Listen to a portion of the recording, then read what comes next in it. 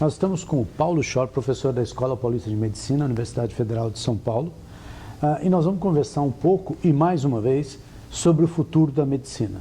Estava conversando com o Paulo, eu falei, Paulo, o assunto pode até ser repetitivo, mas eu tenho certeza que as suas respostas vão ser diferentes. Paulo, nós tivemos hoje, aqui no Rio de Janeiro, no CBO 2019, uma mesa redonda com pessoas que talvez entendam um pouco do futuro da medicina. Qual que foi a sua ideia dessa conversa e como que você vê o nosso futuro, não só da oftalmologia, mas da medicina em geral? Eu gostei muito da mesa, achei uma escolha tua, brilhante, e com vários aspectos complementares, mas que têm que ser entendidos num contexto mais global, no sentido de existir uma tecnologia que embasa a humanidade, que foi um pouco do que o Dimitri colocou no fim, da medicina ser arte mediada pela tecnologia. E não uma oposição ou antagonismo de que a tecnologia vai derrubar o médico, a tecnologia vai tomar o lugar de alguma coisa. Eu acho que a tecnologia vai tomar o lugar da tecnologia, não vai tomar lugar de nada diferente disso. Talvez a pergunta para a gente fazer é qual é o nosso desejo, enquanto pessoa que pensa e que gosta, que o computador não gosta, de estar. Qual é o lugar que a gente quer estar? Mas eu vou fazer algumas perguntas práticas para você. Na oftalmologia, você acha que em algum momento o médico vai poder ser substituído em alguma etapa do processo? Obviamente que não completamente, mas em alguma etapa do processo do exame oftalmológico vai poder ser substituído pela tecnologia? E qual você acha, e obviamente nós estamos falando do futuro, todos podemos errar, qual você acha que vai ser essa etapa? Eu tenho certeza que nós já fomos substituídos em várias etapas e talvez haja uma dificuldade de reconhecimento dessa substituição. Exemplo, tonometria feita hoje é diferente da tonometria que era feita há 60 anos atrás, onde se segurava um tonômetro em cima do olho do paciente, que existia uma interação muito maior do médico com o paciente. Hoje você quase automatiza esse processo, se não pelo tonômetro de sopro, mas mesmo pela tonometria de aplanação. E aí vai. A esquiascopia é substituída pela autorrefração. Em parte, sim. Poderia ser mais substituída? Poderia e vai. Então, existe ainda uma briga da tecnologia contra o médico, mas não tenho dúvida que nesses exames mais, vamos dizer assim, objetivos, talvez, e aonde o resultado seja menos sujeito a interpretações, existe uma substituição já do homem pela máquina. Quando a gente tirava a fotografia e a gente precisava regular o diafragma, a quantidade de luz, o flash, era uma interação humana. Esse homem que tirava a fotografia já foi substituído pelo diafragma automático tecnológico das câmeras que filmam e que automaticamente fazem o balanço de luz. Então, eu acho que essas coisas pequenas que passam batidas, talvez até porque não impactem tanto no bolso do oftalmologista, são mais aceitas e ninguém fala. E a gente acaba muito preocupado com quais são as substituições que vão fazer com que a gente perca um valor de face hoje vendido para a sociedade. Ok. Então, as coisas pequenas eu entendo que nós estamos sendo substituídos, ou pelo menos está nos auxiliando a poupar o nosso tempo há muito tempo. Mas quando nós começamos a falar de inteligência artificial, aí mexeu no nosso nervo, né? Porque agora, bom, tudo bem que o aparelho vai substituir, mas a inteligência também. Você acha que a inteligência vai ser capaz de tomar decisões específicas, a inteligência artificial vai ser capaz de tomar decisões específicas melhores do que o ser humano? É a pergunta de $1 milhão. Eu acho que não, e eu acho que o entendimento filosófico de inteligência tem que ser ampliado. Eu acho que a gente entrou muito facilmente no marketing da palavra inteligência artificial, que era uma ótima palavra. E a gente fala, bom, ele pensa, inteligência é a questão de pensar, e você fala muito isso, que é você modificar uma ação baseada numa reação. Então, você poder tomar uma decisão que é relativamente impensada. Eu não acho que o computador vai conseguir fazer isso de um modo humano, de um modo que seja tolerado pela sociedade, pelo menos não me parece ser uma coisa muito próxima. mas sim uma classificação, uma correlação, algumas correlações que nós não conseguimos ver porque elas são muito complexas? Sim. Isso é inteligência?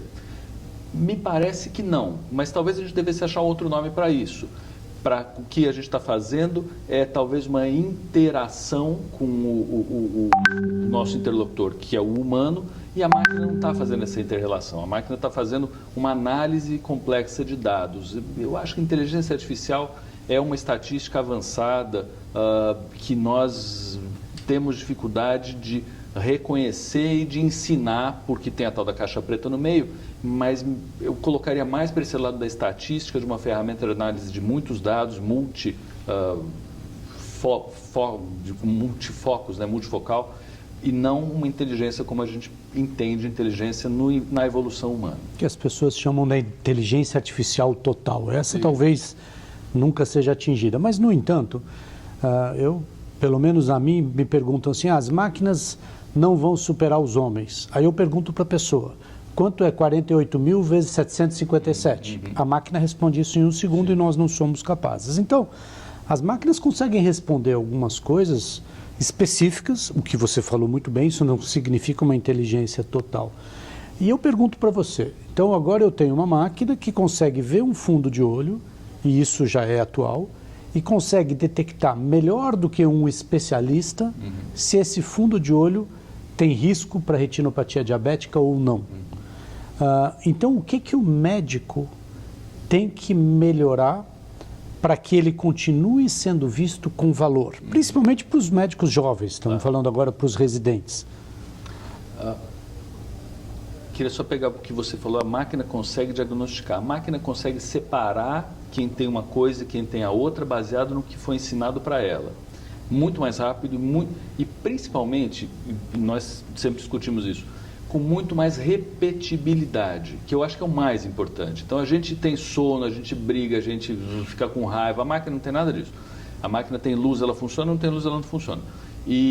Então ela, só por isso, ela é melhor do que a gente, porque ela é mais estável, vamos dizer assim. Em relação a quanto que a gente deveria melhorar para passar essa capacidade da máquina, eu não acho que esse seja o foco. Eu não acho que a gente deveria ficar melhor que a máquina fazendo diagnósticos mais rápidos. Eu acho que a gente deveria ver alguma outra coisa que a máquina não faz, onde a gente conseguiria ter uma vantagem competitiva em relação à máquina. E que me parece meio óbvio e básico, que é na parte humanística, é na parte de relação com outras pessoas e de emoção. Então, talvez a dica seja o que faz você se emocionar. Vai por aí. Em todos os sentidos, até na escolha do que você vai fazer. Então, a gente sempre fala, vai pelo que te toca. E de verdade você fica com aquela cara, como assim, o que me toca pode não me dar dinheiro. Pois é, mas leve em consideração o que te toca e o que toca os outros. Talvez essa seja a diferença para a gente ter como norte no futuro. E escolher algumas coisas e poder se basear nisso para dar valor para a nossa relação. O duro, e aí talvez seja interessante entrar nesse assunto, é como a gente passa isso para frente tendo valor e relevância no mundo atual, que é muito mais valorizado, ou nós valorizamos muito mais do que nós conseguimos entregar quantitativamente. Então hoje quantos pacientes nós atendemos em 15 minutos, não é quão felizes estão os pacientes. E aí entra a tal da medicina baseada em valor, companhia limitada, que está tentando trazer isso para uma análise mais quantitativa. Mas existe hoje uma briga dessas duas coisas. Não a sociedade, mas a parte financista da sociedade, capitalista, que se quiser dizer assim, mas não é só essa, parte de produtividade da sociedade, querendo mais, e uma parte que está sendo cada vez mais, não é oprimida, mas cada vez mais latente, falando eu quero melhor. Então os pacientes, eu não duvido nada que daqui a pouco comecem a pagar por tempo extra de consulta. Então você tem direito a 15 minutos de consulta. Você quer pagar mais 15? Então eu tive um paciente, você lembra, quando a gente trabalhava junto, que vinha e me tomava 3 consultas. Ficava 45 minutos, a gente atendia convênio na época. E uma das soluções foi, pergunte quantas consultas ele quer. E aí eu falei, mas como assim? Isso é absurdo. Uma pergunta. Eu perguntei, foi uma pergunta tão inusitada que ele falou, eu quero 3 consultas. Tá bom. Eu me programei, dei 3 consultas para ele ficou 45 minutos, estava tudo certo. Então ele pagou o tempo extra dele de um jeito ou de outro. O que hoje em dia nos Estados Unidos isso é feito com o telefone celular do médico, né? Sim. Se você pagar mensalmente, ele te dá o seu telefone celular. Bom, eu queria agradecer, foi um prazer ter o Paulo aqui, como sempre, com visões mais avançadas do que nós da média. Foi um prazer tê-lo aqui, eu tenho certeza que nós fomos direto ao ponto. Obrigado, Wallace. Parabéns ao CBO, muito obrigado por ter-me aqui, por vocês abrirem a visão de vocês.